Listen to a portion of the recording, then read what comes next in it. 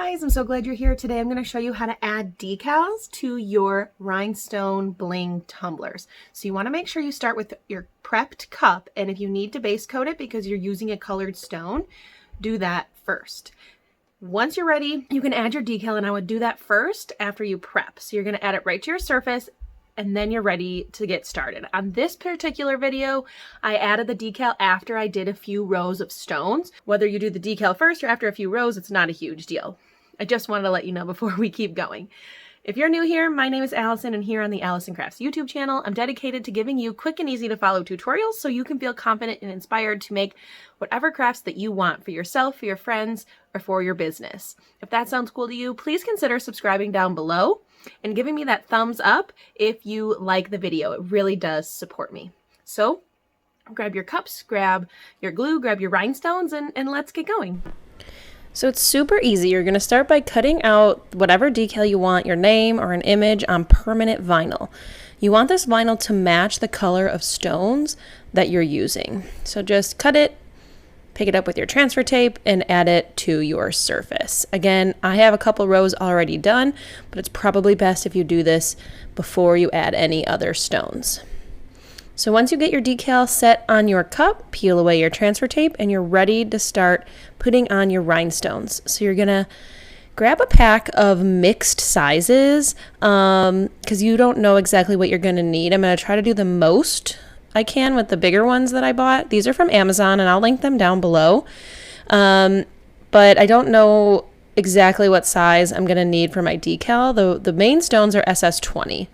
But I'm going to use as much of the bigger stone as I can, which I believe is SS12, because that just means I need less stones. So I start on an edge, and I put glue on the vinyl, but also I let it hang over the edge of the vinyl just a little bit because I feel like it helps it just kind of glue it to the cup.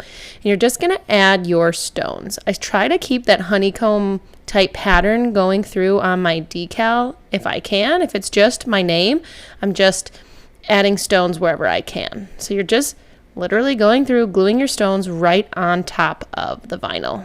I recommend finishing the entire decal and then filling in all of the stones on the rest of the cup until you get right up to the decal. I like to keep the honeycomb pattern as much as I can inside the decal. So I do the rest of the stones before I fill in the middle of my decal or my name. So you can see I kind of keep the line going so it looks like it's a continuation from the other stones that I did.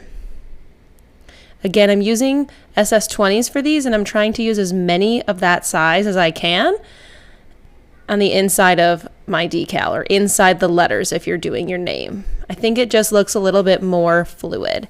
And then I have another mixed size pack that I'm just pouring out, so I have different size rhinestones to fill in all of the empty spaces around the decal and inside the decal.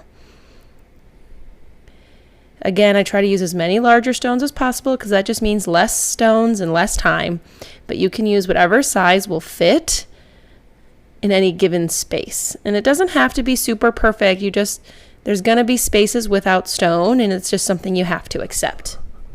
It's still going to look great when it's all said and done. So here's a close-up. Again, you can see I'm just putting on a little glue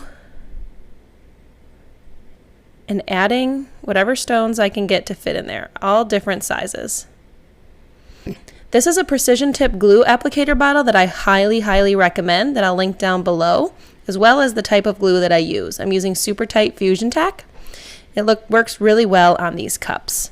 So I hope this helps. I hope you enjoyed the video. Comment below if you have any questions, and make sure you subscribe if you haven't done so already. I appreciate you watching, and join me in the next video.